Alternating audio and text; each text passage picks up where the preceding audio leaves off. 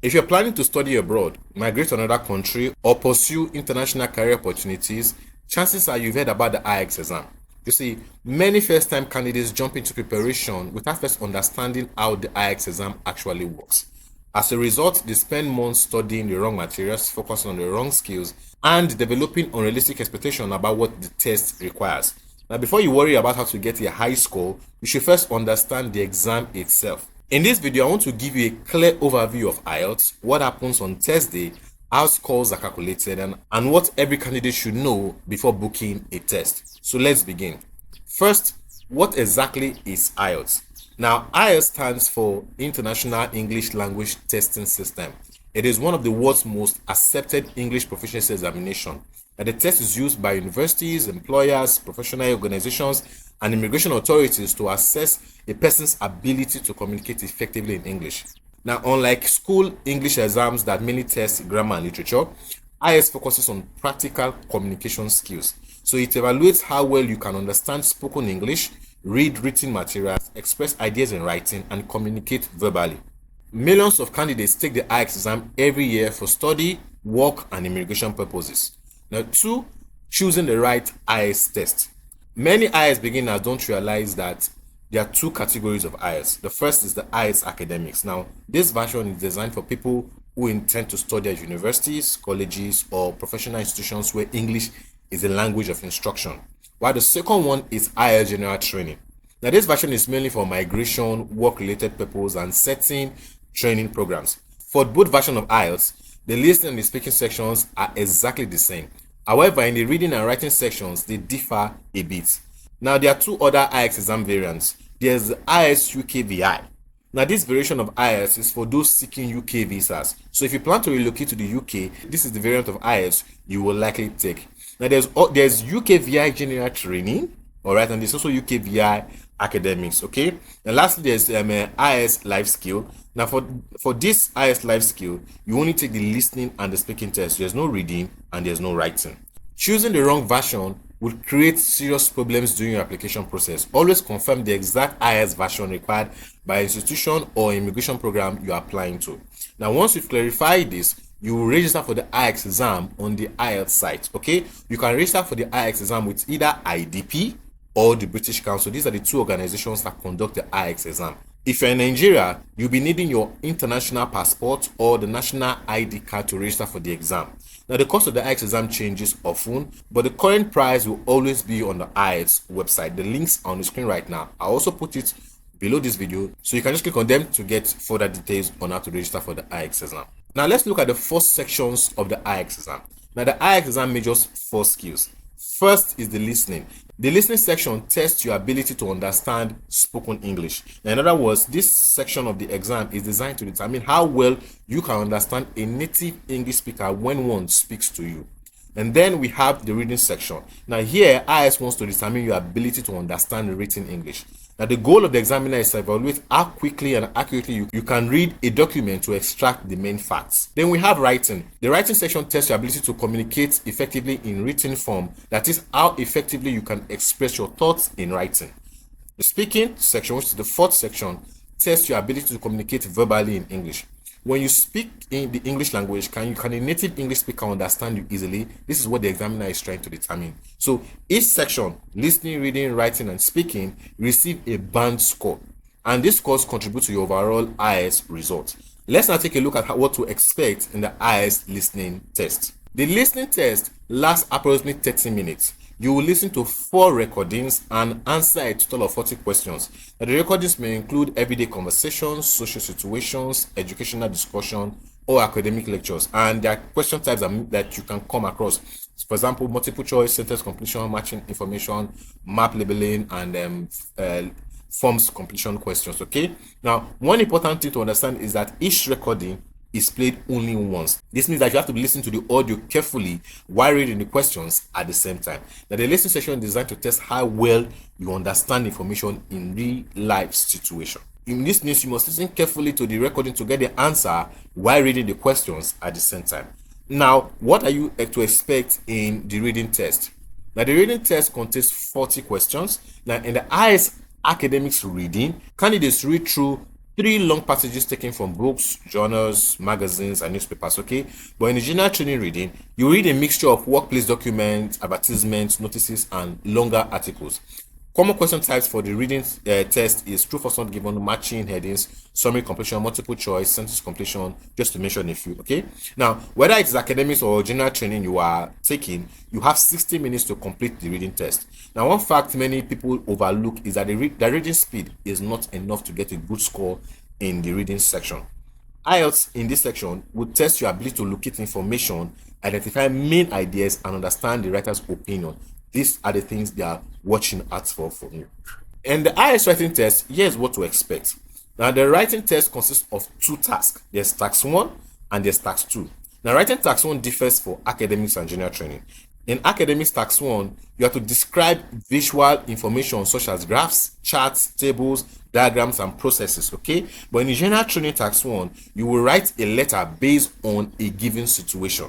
Now, in writing task 2, both academics and general training write an essay responding to a question or an argument. Now, for the writing task 1 and writing task 2, there are minimum word count. So these are the words that your essay or your letter must be beyond these words. For task 1, it requires you write at least 150 words. So you can write 150 words or more. You are safe. Now, for task 2 requires you to write at least 250 words. So your essay for task 2 must be 250 words or more to be safe. Now, the examiners assess your writing based on 4 criteria. They are task achievement, coherence and cohesion, lexical resource, and grammatical range and accuracy. See, many candidates mistakenly believe that in the IELTS writing is all about using big vocabulary or difficult vocabulary. But the truth is this: it is clarity, organization, and accurate communication that are most important when it comes to the writing test. Now, in the speaking test, here's what to expect. Now, the speaking test is a face-to-face interview with an examiner. It lasts approximately 11 to 14 minutes and consists of 3 parts. Now, part 1 is the introduction and interview section. Now, this is the first part of the speaking test, where the examiner asks you questions about familiar topics such as work, studies, your hobbies, your family, and your daily life. Now, part 2 has to do with a long conversation, okay? You receive a task card, and you have 1 minute to prepare before you start speaking for up to 2 minutes. Then part 3 is kind of like a discussion section. The examiner asks more complex questions related to part 2 topic. All right. Now, one common myth with the speaking test is that candidates believe that they must speak in British, American, or Australian accent to do well. That's not true. Let's see, the eye examiners, they assess your communication ability, okay, not accent. How well do you communicate? It's not really your accent that they are after. Let's now look at number 8, which is understanding the IELTS band score. IELTS uses a band score system ranging from 0 to 9, and it's an increment of 0.5. So it is like from 0.5 to 1, 1.5 to 2, up to 7, 7.5, 8, 8.5, then 9, which is the highest. So band 9 is the highest score you can get. So it means that if you get a band 9, all right, you are an expert English user. For band 8, usually you're known as you're very good at English. Band 7, you're quite good. Band 6 means you are competent. While band 5 means you're modest. And the lowest ones means that you're not really that great at English. See, each skill, which is listening, reading, writing, and speaking, they have their individual score. For example, using my student Aminat here, you can see that in listening, she got a band 9, which is the highest ever you can get in listening. Reading, she got an 8, so a better result for her will be 8.5 or band 9 in reading. In writing, she got 7.5 and speaking 8. You can see that each subtest, each section receive your individual score. These scores are then averaged to produce an overall band, which you can see here that an overall band is a band 8. Different universities, employers, and immigration programs require different scores. So there's no universal pass mark in IELTS. The program you're pursuing, the requirements for your relocation journey determines whether you pass or you fail IELTS. There's no universal pass score. All right. So your target score, your target score depends entirely on the goals that you have. Now, let's talk about computer-based exam and paper-based IELTS exam. So today, candidates can choose between computer-based and paper-based exam in many locations. However, in countries like Nigeria and Ghana, only the computer-based exam is available. So for the computer-based exam, the reading, the listening, and the writing sessions are completed on a computer, and results are usually released faster. Typically between 3 to 5 days, you will get your results. All right. Now, for the paper-based exam, which is still available in places like the UK, in the US, even in Canada. Okay, your answers are written by hand. So you're reading a paper, your answers are written by hand using a black pen. The reading and the writing sessions are completed on paper.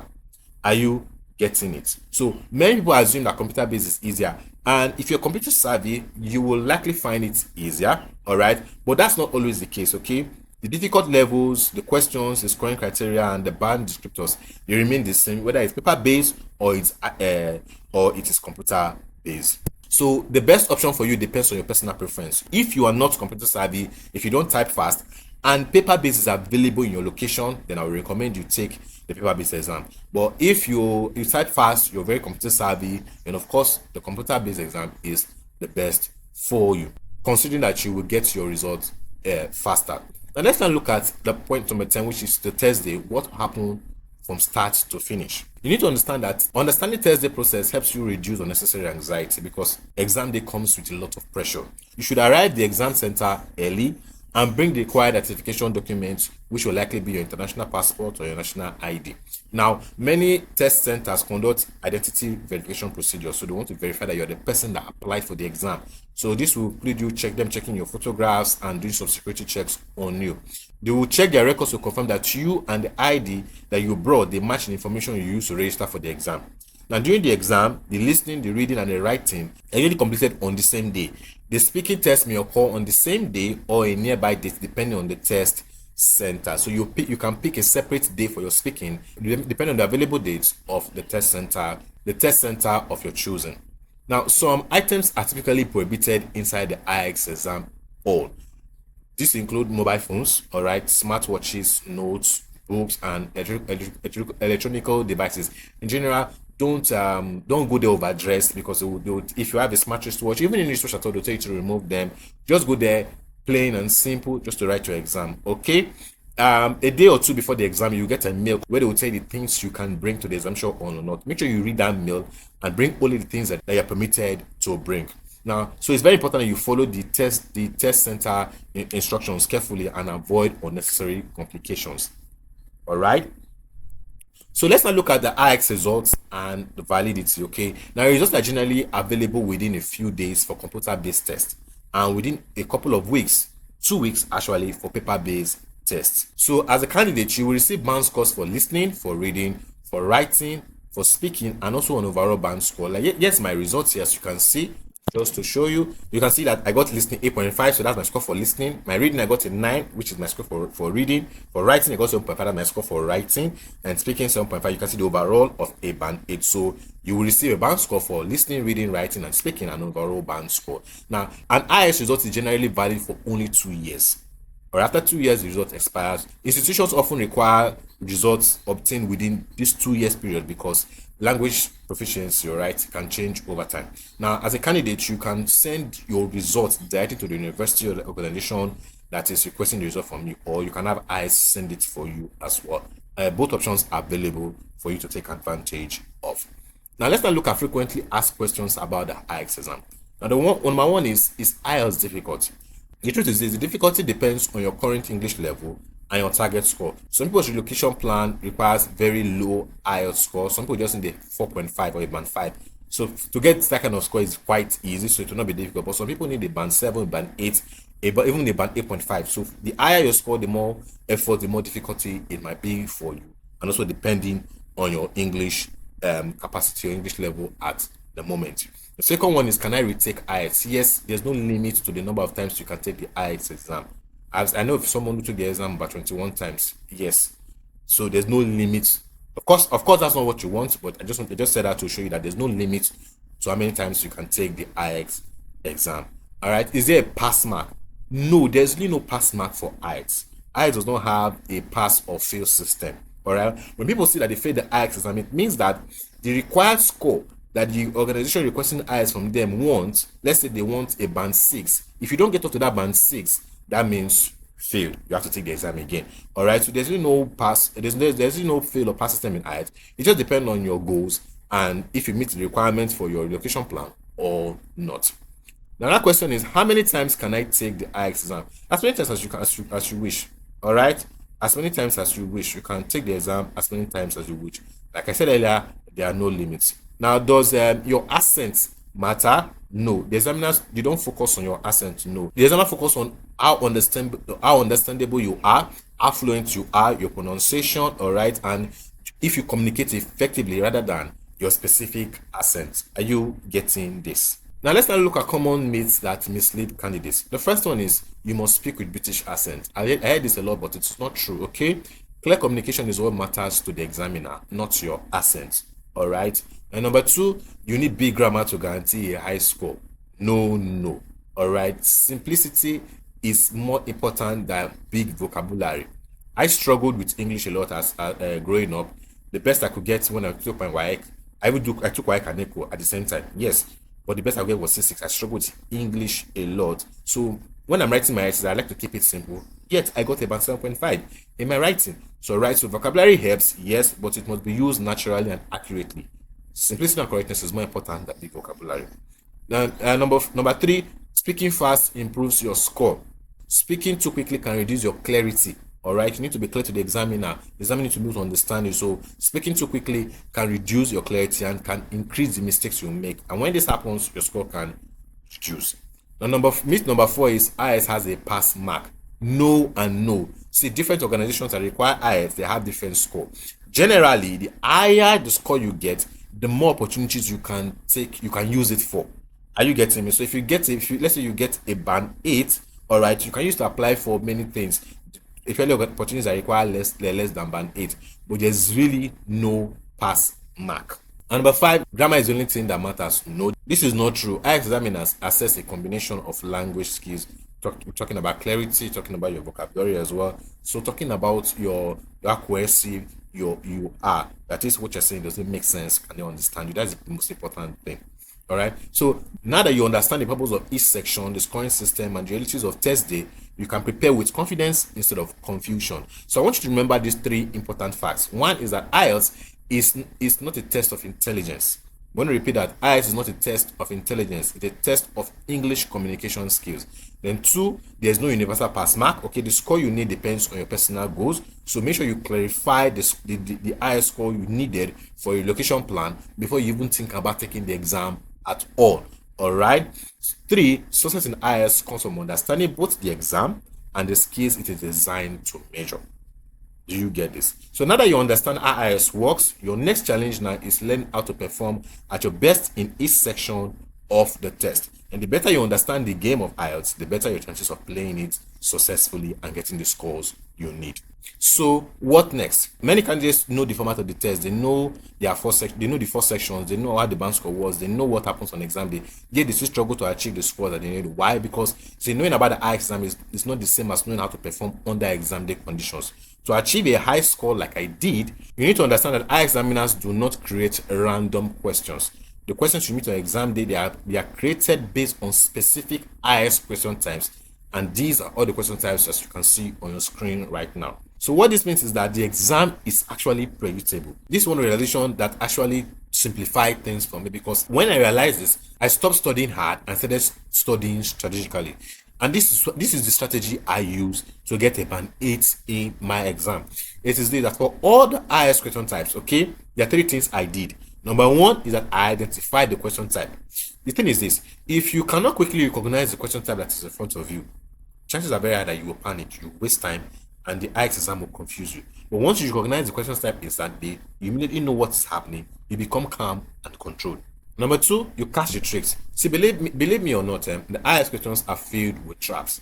That's why many candidates leave the examination of feeling confident, but then they get shocked by low scores. The examiners deliberately use distractions, misleading wordings, and psychological tricks to push candidates towards wrong answer. And if you don't know these tricks beforehand, you will fall for them. Simple. And the last one, you command a proven strategy. Now this is the most important part. You see, knowing the question type, recognize the question types is not enough. You must have a step-by-step method that helps you to arrive at the correct answer fast. Because in IELTS, time pressure destroys people. All right, the candidates who score high are not necessarily the smartest. They're simply systematic. They have a proven strategy for each question type.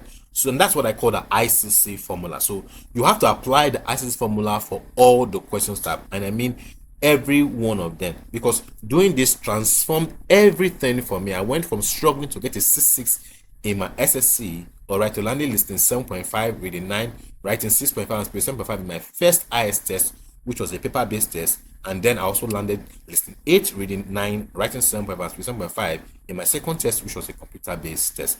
And it didn't only work for me, it also transformed things for Dr. Emmanuel as well. Before Dr. Emmanuel and I met, he had previously scored a band 5 when near the band 7.5.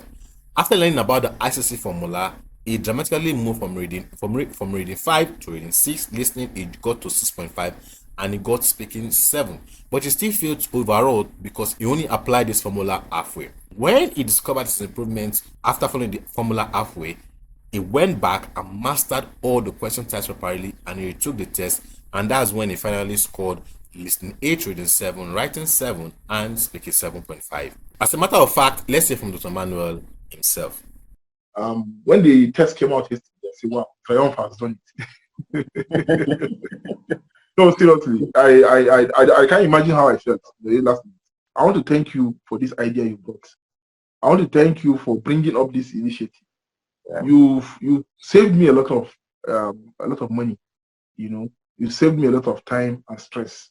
Since yesterday, I've been emotional about it. You see, this is the power of the ICC formula. It removes the guesswork.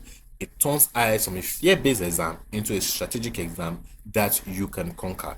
You see, Oliver here also used the ICC formula, and she did not only get a listening 7.5, reading 8, writing 7, and speaking 7. She got it in just 3 weeks. 3 weeks is just 21 days. This is the message she sent me. She said, I just wrote my IELTS exam, 21st of November. She said she got reading 8, listening 7.5, speaking 7, and writing 7. And this is the amazing part. It was my first attempt.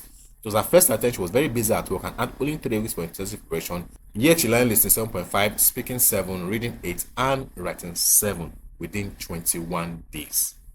Now, one question you might be asking is, how did we do it? How did Oreva learn 7.5 in just 3 weeks, which is just 21 days? Now, the first thing is that she understood that delay is dangerous. Now, with the limited time she had, she knew that any further delay could be catastrophic. Then she created 2 hours daily to study for the IELTS exam. 1 hour before bed, 1 hour in the morning. That was enough. Because IELTS success is not about studying all day, alright? It's about studying strategically. There are roughly 37 question types across the IELTS exams, alright? At just 2 question types per day, you can cover everything in under 20 days. That means in the next 30 days, you can actually adequately prepare for the exam and get the scores you need if you stop procrastinating, if you stop doubting yourself, if you stop waiting for confidence before taking action, because confidence truly does not come first, alright? Action comes first, then confidence follows. So now the question is this. How long do you want to continue postponing your future because of fear? When will you finally take action and give yourself and your family the opportunities you truly deserve? So right now, you have 2 options, okay? The first option is to spend the next 6 to 10 months trying to figure out IELTS yourself, jumping from one video to another, downloading random materials, practicing endlessly without knowing why you're getting wrong answers, the tricks IELTS using against you, or the fastest strategy for each question type. Now, I tried this out and I wasted months of my life. And the second option you have is to join the Band 8 Days Challenge, which is starting on the 2nd. You see, to make this year my most impactful year ever, I've taken a challenge to help at least 30 people pass the IELTS exam with a band 7.5 and above every 30 days. And this is your chance to be among those 30 people. Now, for the next 30 days, I want to personally guide you through the exact system my students use to score a band 7, 7.5, band 8 and above in one sitting, even with busy jobs, even with previous failures, even if English has always been your weak point. Now, here's how this 30 days challenge works. Now, inside a private implementation group, every single day except Sundays, I'll walk you through 2 IELTS question types, the traps I use to fake candidates, the exact cheat codes to beat them fast, and give you real past questions you will likely meet on exam day to practice the cheat codes. So there's no guesswork, there's no confusion, there's no information overload, just step-by-step system designed to help you master IELTS quickly. Now, here's the 30 days background. Week 1, we'll look at listening and writing task 2. Week 2 is for writing task 1 for academics and general training. Then week 3 is for reading and speaking cheat codes. While week 4 is intensive practice marathon with likely questions you will meet on exam day. So this means that within 19 days, you will cover the entire IELTS syllabus strategically and then spend the remaining days sharpening your speed, confidence, and accuracy before your exam. This is exactly how Oliver passed in 21 days despite working full time. Now, I want you to imagine walking through your IELTS exam knowing you can predict every kind of question coming. You already know the traps hidden inside them. You have proven strategy for every situation. You're no longer hoping to pass, you expect to pass. See, this level of confidence changes everything, and that's why my students inside the challenge constantly produce a listening 9, reading 8.5, writing 7 and above, not speaking 7.5 and above, even in their first attempt. Just like Lillian, who had no clue about the IELTS exam, but she finally joined the challenge and she scored listening 9, reading 8.5, writing 7.5, and speaking 7.5 in one sitting. My name is Lillian also, and the reason why I wanted to write the IELTS exam was because I wanted to enter the Canadian Express School, and it was a requirement to have a language test. And I didn't know French, so the obvious option was English. So that is why I had to take the IELTS test. So this is my first time writing the IELTS exam. I've not taken it before. I've not taken any international exam before, so I was not sure how it was going to be like. So I was pretty nervous regarding the listening and the reading and writing because the last time I wrote an essay was in my secondary school. I can't remember how it felt like to write an essay. So I was not confident about taking the exam at all. I was not confident at all, especially about the writing. So it was a challenge actually. I didn't even know how I was going to do it. So I told my husband that, and that is why he had to sign me up for the class. You broke down each and every step we needed to take, and I think still had that knowledge. The videos I watched the week before my exam, I could still remember some of the things you were saying while in the exam hall when I was doing the writing. So that is more of the reason you didn't take it from a high level point. You took it from a low level, so people are able to understand. Those that don't have a good grasp of English are able to, become familiar with that strategy and to know that yes, it's not hard. You just need to be prepared. You just need to have the right strategy to go about the exam. Whether you know English or you don't know English, it's possible for you to, get a very good score in the IELTS exam. So yes, I highly recommend it, and I already told my sister. See, this is what happens when your preparation becomes strategic using the Band-Aids inside this challenge. The required investment for the Band-Aids challenge is one payment of 55,000, or you can come in with two payments of 30,000. And honestly, considering the kind of transformation a high IELTS score can unlock, this price is ridiculously cheap. Because one good IELTS result can help you relocate abroad, earn in pounds and dollars, access global opportunities, give your children a better future, escape repeated IELTS failure permanently, and move your life forward faster. And here's the best part. When you join the challenge within the next 48 hours, you will receive instant access to our exclusive bonuses for free. Now, the first one is the ISG plan. Now, this is the exact accelerated study plan inspired by Oreba's 21-day success. It's perfect for you if your exam is very close, you have a tight schedule, you need fast improvements quickly. And two is the IS cheat codes vault. Okay, you get immediate access to my IS cheat codes for listening, reading, writing, and speaking, meaning you can start preparing from today. You don't have to wait till on the second to start your preparation. Then bonus number 3 is my IS past question vault. It's a powerful collection of frail IS past questions worth over 300,000 naira. These are questions that are highly similar to what appears on the real exam.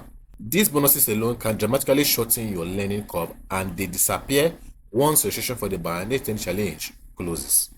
Now, in case you're wondering that your job, businesses, or busy schedule may stop you from keeping up with the live activities in the 30-day challenge, I understand your concern completely. That's why every live training session inside the Band-Aid challenge is recorded. So even if your work gets busy, even if you miss a live class, you will still be able to go back, watch the recording, study the sheet codes properly, and catch up at your convenience. Not only that, after the 30-day challenge ends, you get an additional 30 days access to all the core training materials and recorded live sessions. This means you won't feel pressure to master everything immediately before the challenge ends. You have enough time to revise, practice, master strategy, and prepare confidently for your exam. Now, I designed it this way because most of our best students are busy professionals like doctors, nurses, bankers, business owners, people with demanding schedule.